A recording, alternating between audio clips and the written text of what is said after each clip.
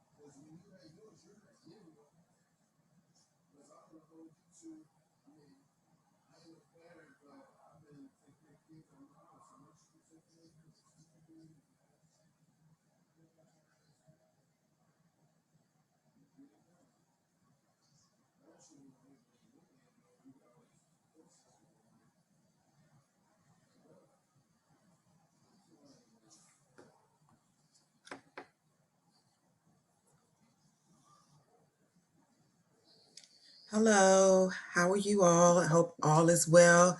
I hope everybody has had a very good, relaxing weekend as much as possible under the circumstances. We're going to stay prayerful for our country and for our young Black men and young Black women. And we're going to have to stand up and fight the powers that be, because we all have children and grandchildren, and we would like for them to be able to enjoy life after us, and be able to be treated fair.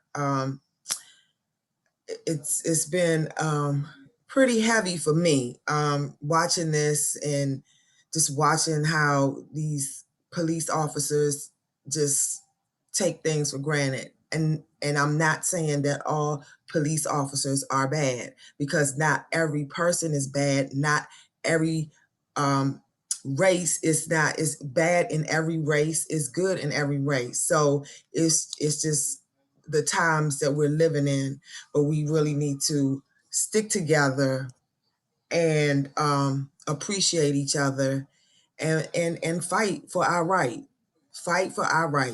That's basically what we have to do, is fight for our rights.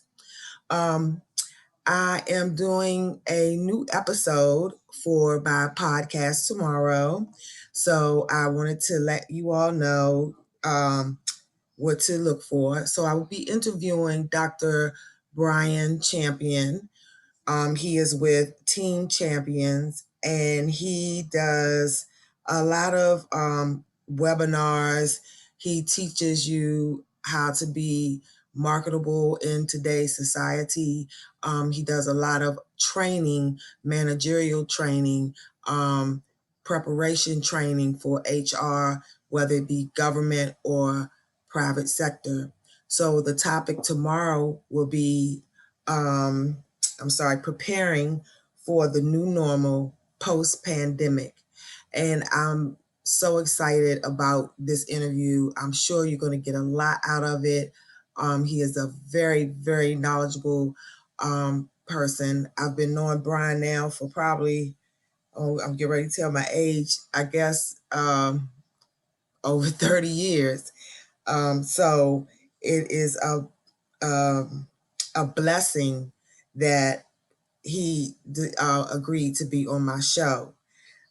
So I was just going to read like a very short bio of Brian, since tomorrow we're going to go into the interview, and the interview will start at 6 o'clock p.m. Eastern Standard Time. Again, it will start tomorrow at 6 p.m. Eastern Standard Time. Okay, so Dr. Brian L. Champion is a professor of public sector leadership at the American University Key Leadership Programs. He has over 37 years of employment with the U.S. Nuclear Regulatory Commission, which is NRC, serving in various program management and leadership positions, overseeing corporate management activities such as financial management, human capital, information technology, information management, and administrative services. As the Associate Director of Office of Small Business and Civil Rights, he led the Civil Rights Outreach and Compliance Program, and that's considered the OCCP, Minority Serving Institution Program, MSIP, Small Business Program, and the Diversity Dialogue Project. Additionally, he is a board certified coach, BCC, and is a member of the Office of Personnel sponsored Federal Coach Network, FCN, where he has served as an executive coach to mid-level and senior executives to federal employees at over 10 different agencies. His work with FCN also includes serving as a mentor slash support coach during the first 3 cohorts of the federal international, federal internal coach training program, which is an international coach federation, ICF, approved coach training program that was awarded Best Leadership Development Program in 2014 by Human Capital Management Conference, HGMC. Dr. Champion is a seasoned presenter at both government and private sector conferences on topics ranging from leadership and emotional intelligence to accountability, personal goal setting, and developing organizational trust.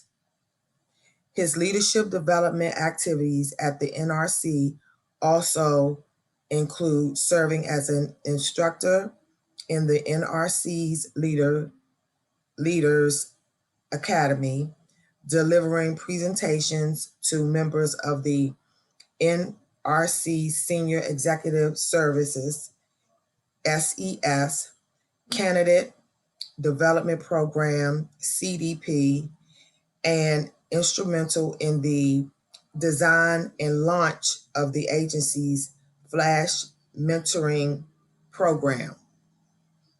Dr. Champion has held an adjunct faculty and counseling positions at Montgomery College and Miles College, and currently serves on the board of trustees of Lane College in Jackson, Tennessee. Yes. So, So he is a coach, and he is really, really good. And I know that tomorrow will be a very good treat. And he would have a lot of information.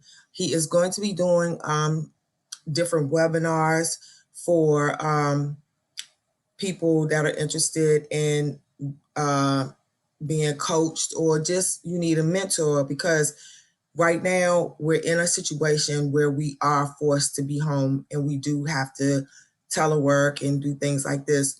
But you can look at it like I'm looking at it not as a, oh my God, I'm in the house. I'm using this to optimize my time and to do the things that I want to do to make me great. And I just feel like this is my platform.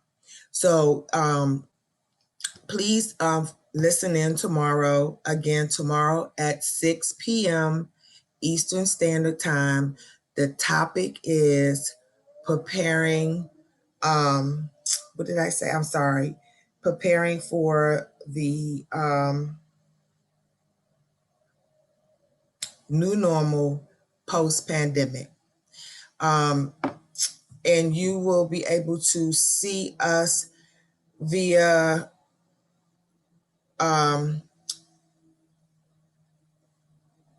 we're hoping YouTube, but if not, it'll definitely be Facebook, because I am learning different ways and learning how to get things started on my own, So I know that the last time we were able to use Facebook. This time I'm hoping I may be able to use YouTube and Facebook.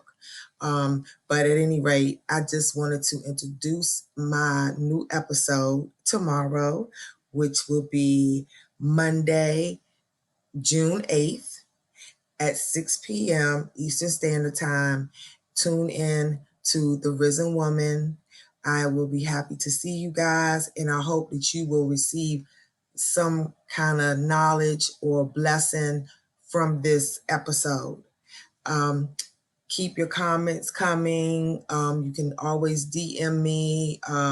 You can send me an email or whatever it is that you need to do. But I just wanted to let you know that tomorrow is going to be a very exciting episode. And we will be starting at 6 o'clock. And I look forward to seeing you all. And if you have questions, you are more than welcome to ask them. And I will ask him for you and he can answer. So it could, like I said, it could be something that would help you out in the long run. So I hope that everyone has a wonderful and blessed evening. Try not to get too overwhelmed with the news. We're going to just stay positive. We are going to fight for our rights. We are going to stay positive for not only our children, but our grandchildren and our great grandchildren, because we are going to leave a legacy and we have to, prepare our children for what is going to be the new normal. And I tell everyone, I'm not living in fear, but I'm being vigilant. And I am very careful as to where I go and all of that. I probably could count on my hand how many times I've been out since I've been home for this pandemic. So just be careful. And we had so many people that are devoted to the cause, which is a blessing, because this we need to have this movement.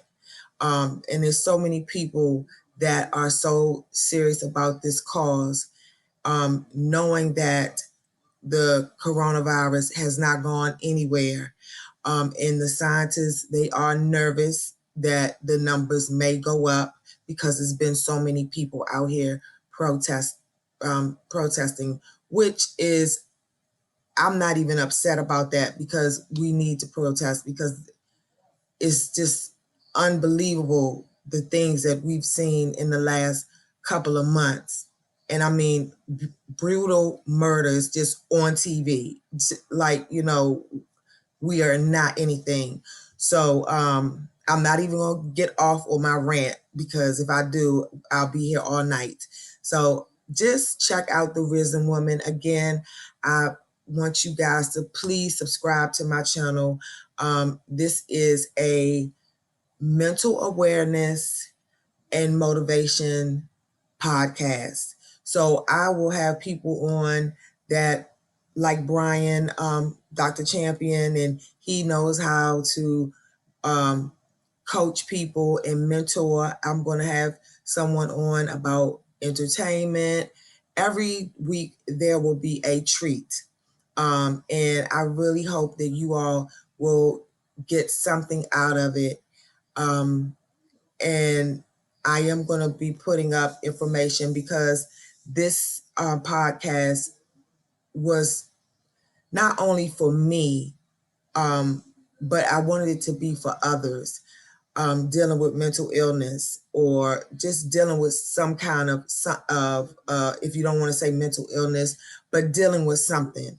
And I'm going to say this every time I get on live. It's nothing wrong with admitting that something is wrong. It's something wrong when you do not admit it. When you are going through something and you realize, okay, I really need to get help, you get help. And if you're with people that are looking at you a certain type of way because they don't understand, then you don't need to be around them. because your main goal is to take care of yourself so that you don't put yourself deeper and deeper into a depression stage where you feel like you want to jump off the ledge. So it's okay to say something is wrong. And it's okay to get somebody to talk to. I know that when I look at TV, which I do look at a lot of TV, especially the news, they are oftentimes talking about if you feel depressed or something, you just don't feel right. They have a lot of these free places where you can call and talk to somebody. I'm no doctor, but what I am is a person that suffers from mental illness. But I am very on top of it. Some days are good, some days are bad, but that's anybody. See, so you can't, you don't want to say, oh, I have good days and bad days. We all have good days and bad days. My day might be a little bit worse than your day, but we all have good days and bad days, and it's okay. And if you are having a bad day and you need to talk to somebody, your doctor may not be available, but you just need to talk it out. Something might have happened that probably it may not have bothered this person like it did you, and that's okay. So it's all right. But what you do is you talk about it, and you talk to somebody that's going to listen and respect you as a human being and not make you look like you're the worst person in the world. So those things I want you all to keep in mind, because I know sometimes we're sitting in this house and just a still mind is a devil's workshop. But I employ all my friends and all the people that will subscribe to my channel to not look at it like that. It's not a devil's workshop. This is God's workshop. He set this tone. He set this tone for a lot of us, including myself, to chime in to what it is that you really want to do in your life. And me personally, I've always wanted to be an advocate for people that are less fortunate or dealing with something that they've dealt with all their lives, but they didn't know how to talk about it because we were always taught what goes on in our house stays in our house, which is not always a good thing. And we were also taught, oh, she's crazy, so we don't need to be bothered with it. See, those things that we were taught were not right. So now that we know better, we can do better. And if you have someone in your life and you know that they suffer from depression or whatever, you need to reach out to them and say, hey, how you doing? And they might say, oh, your voice stimulated something, and it just made them feel like they were wanted. And they might tell you a lot of what is going on with them, but you don't know that phone call took that person off the lift, off the edge. So let's not be so critical of one another and support one another, because we all are in this together. Like, we are all stuck in the house. We are all worried about, and I'm still worried about the coronavirus because it's not going anywhere. We do not have a vaccine as of yet. So yes, I am still very worried about that. But we're still together, and we are going to get through it.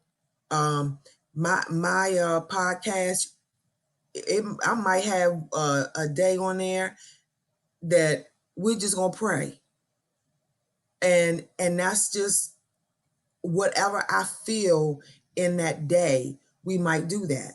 So this is, like I said, this podcast is for everybody, and I believe that my podcast will be a vessel to many, and many that may feel like they can't say anything to anybody.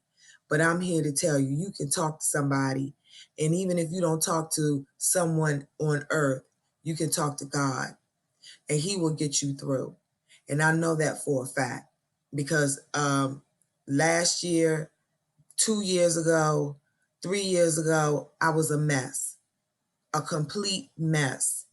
And I'm not ashamed of it. Like I'm not ashamed of it. And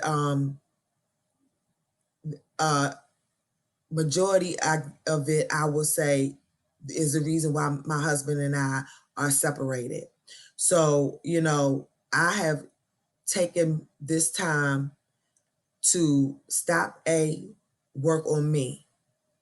And I mean, I've been really working on me. I've been selfish with me. I have been just in a lot of prayer. I've gone to therapy. I talk to people that I know that I can speak with, and they don't take it any further than that. And if I feel it, and at any point a person is judging me, I don't deal with them because I'm learning to love from a distance.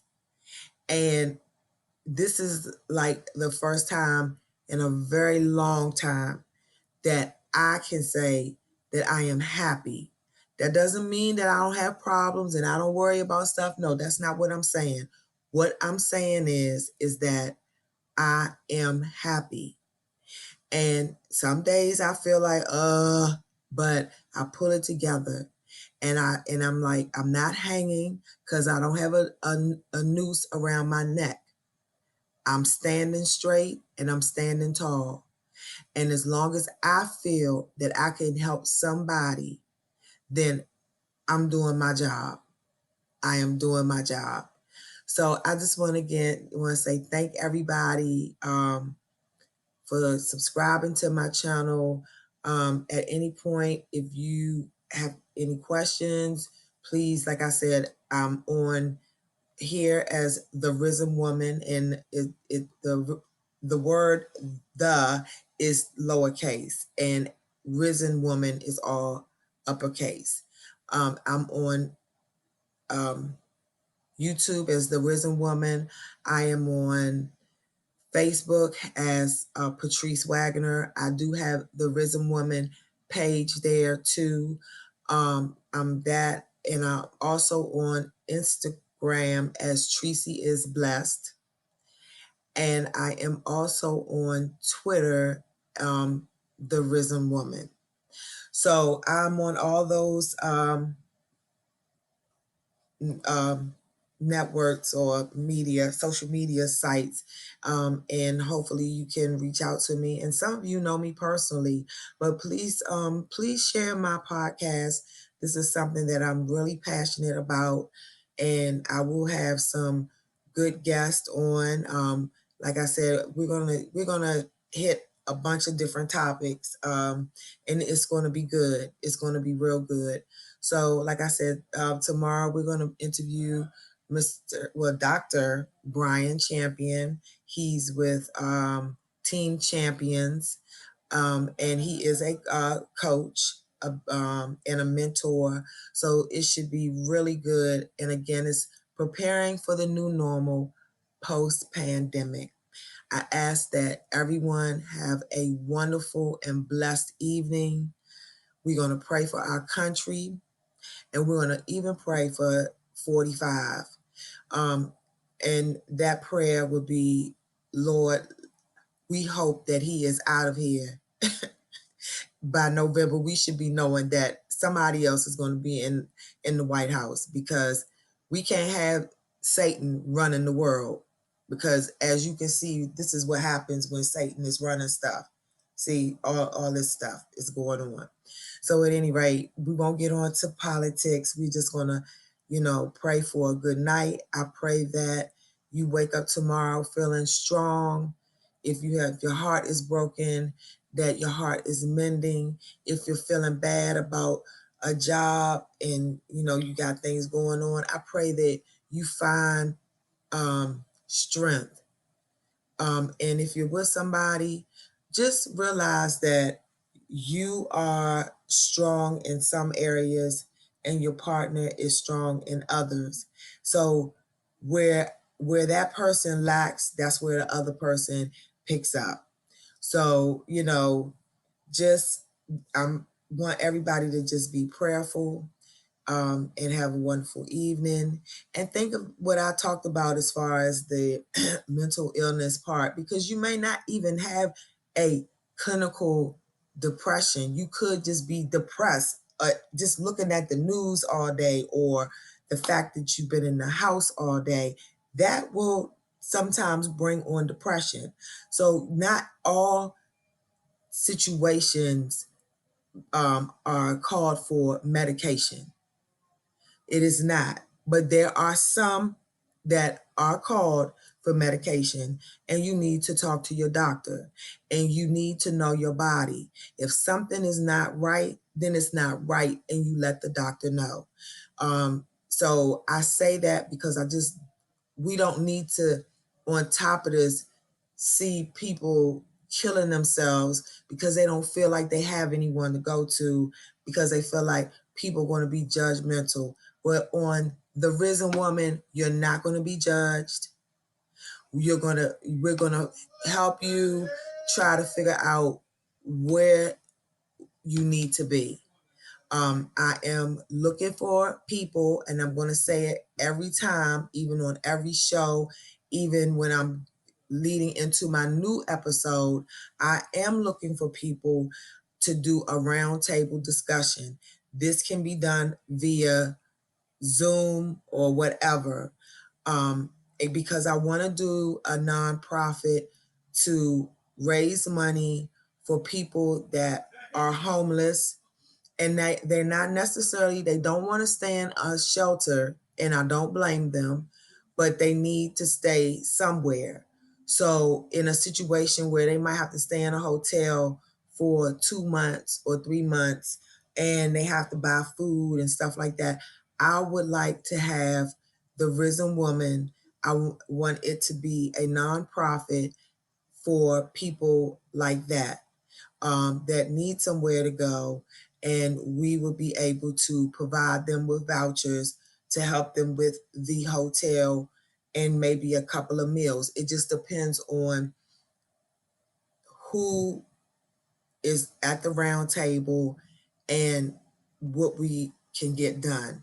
But this is what I'm working towards, because of my own personal experience. I was homeless twice in the last couple of years. And the last time that I was homeless, I did stay in a hotel, and I stayed in that hotel for about almost mm, almost 3 months. And no one knew. I mean, maybe a couple of people, but it was not something that I broadcast. I went to work, came to the hotel, took my shower, went to bed, did the same thing over and over and over again until a blessing came and I was able to move out of the hotel. But I say all that to say that it was nowhere that I could go to get help for staying in the hotel, or even if I didn't get a voucher for that, a voucher for food would have helped. So it's just those things I know from my own personal experience. And I just want to be there for others that may go through something that I've gone through. Because life will throw you curveballs that you're not even ready for, and you have to deal with it. So, I say that. So if you hear that, please, please, please, please inbox me, DM me, whatever you need to do, so that to tell me, oh, yes, I would like to be in on that roundtable discussion, and I will be open to it. So, anyway, again, good night. Have a wonderful, wonderful evening. I see you guys tomorrow at 6 o'clock. And have a productive day tomorrow, such as it is. We're going to do what we got to do on Monday. It's another Monday, another day to work, another day of 10 meetings, another, just all of that. But just enjoy your evening tonight and be blessed tomorrow. And let's pray for our country and pray for uh, a lot of these sick people out here. Basically, just pray for them.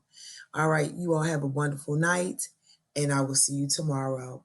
The Risen Woman, we love you. Take care.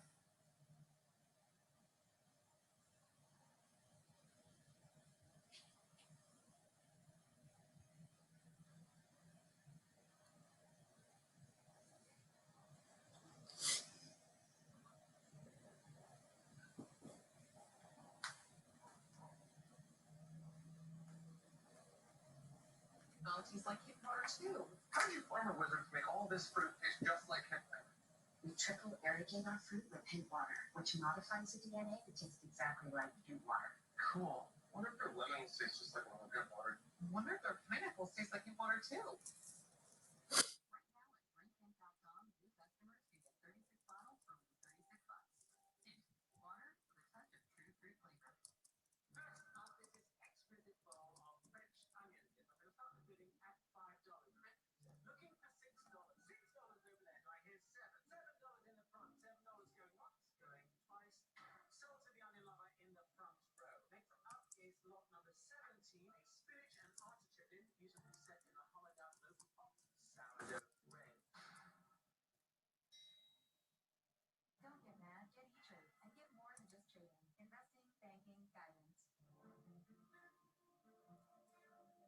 Of all the places you're looking forward to, where will you go first?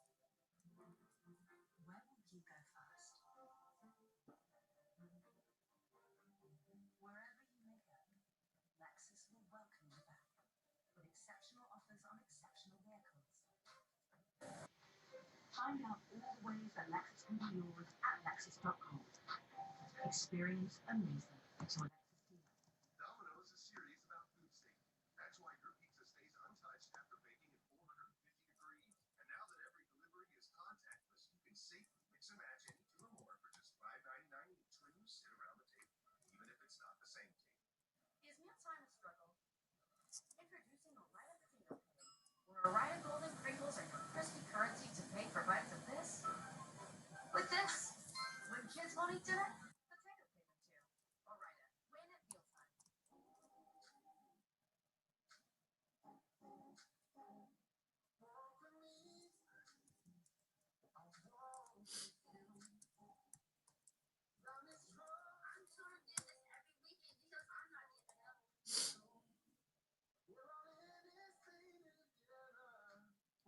at mealtime. I'm sure of this every weekend because I'm not even up. At T-Mobile, we know that connection is more important than ever. For customers 55 and up, we want you to get the value and service you need to stay connected. That's why we have a plan built just for you, saving 50% versus other carriers, with 2 unlimited lines for only $55. And we're here to help when you're ready to switch.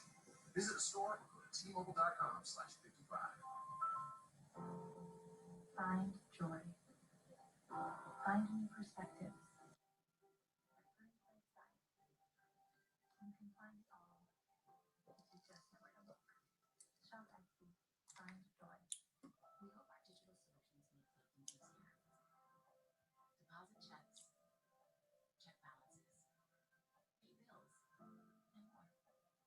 Explore all you can do with our digital tools from almost anywhere. PNC Bank.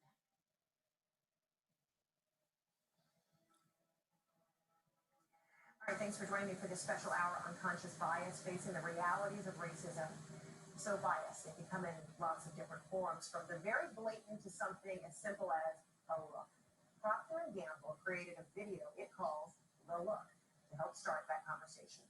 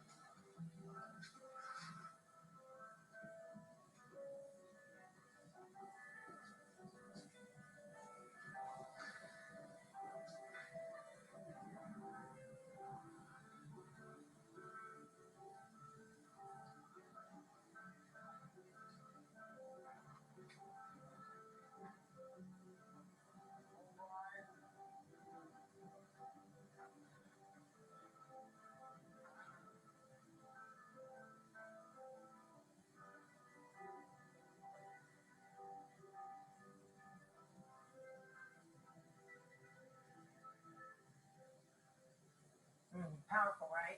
Joining me right now, CNN political commentators Van Jones, Keith Boykin, and Anna Navarro.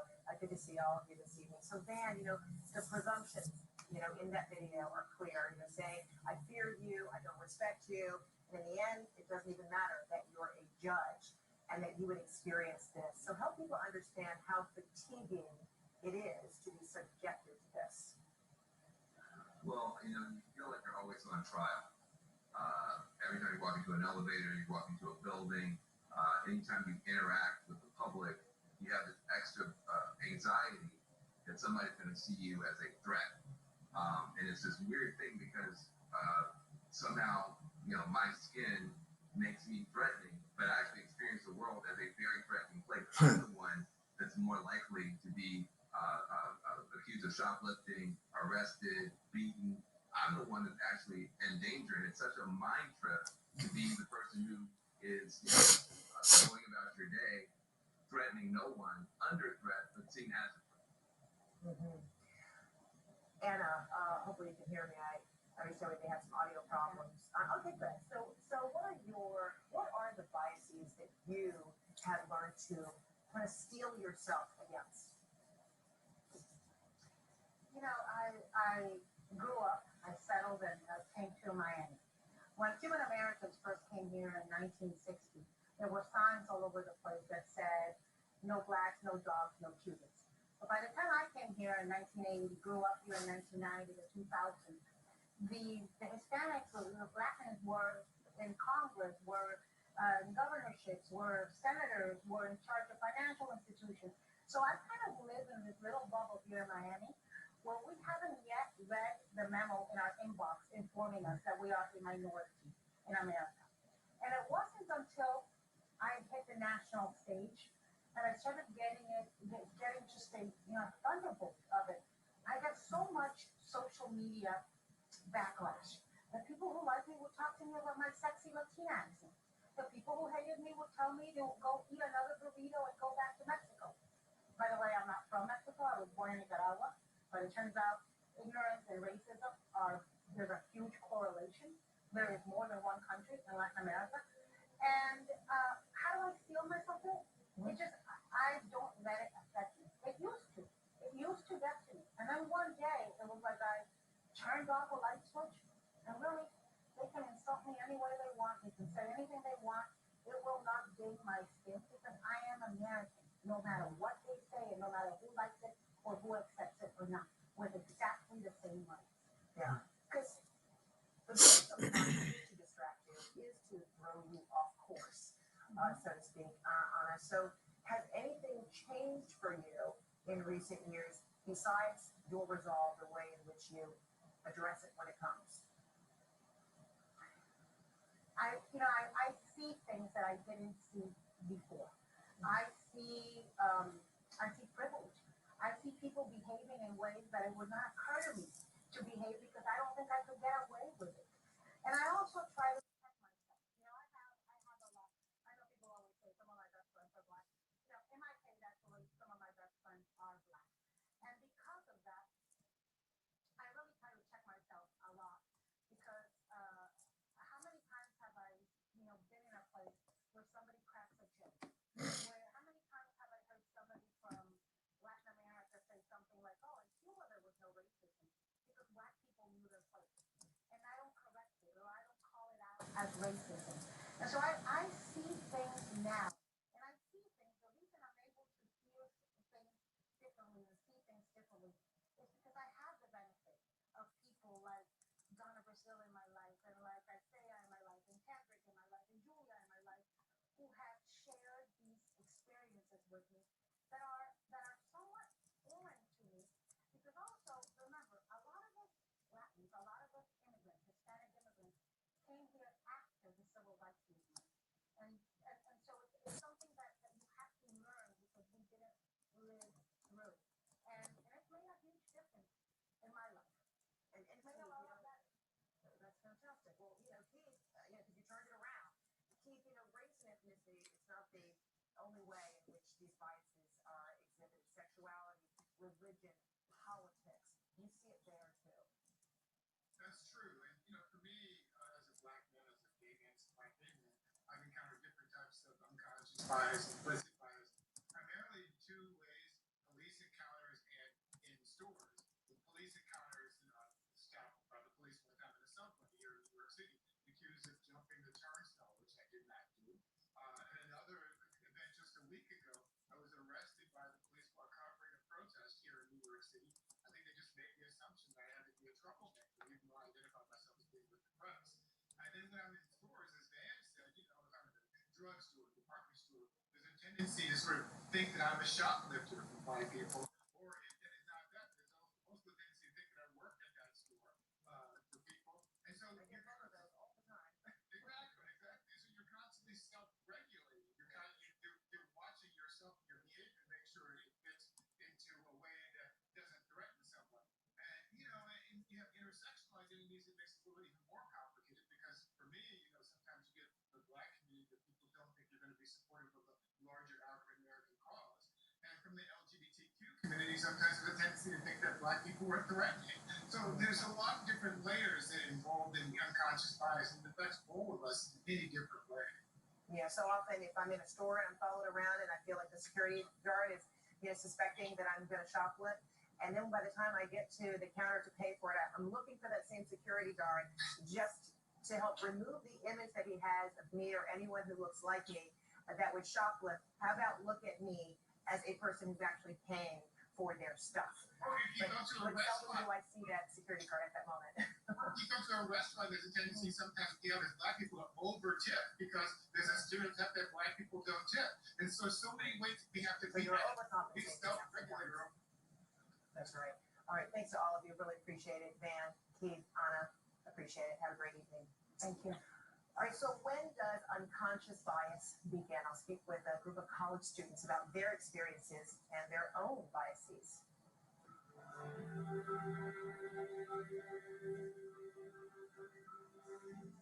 Frizzy, unruly hair? You need a hair smoother. Get Fructis Sleek and Shine with Moroccan Argan Oil. Hair is super sleek, even in 97% humidity. No parabens. Fructis Sleek and Shine by Garnier, naturally. Switch to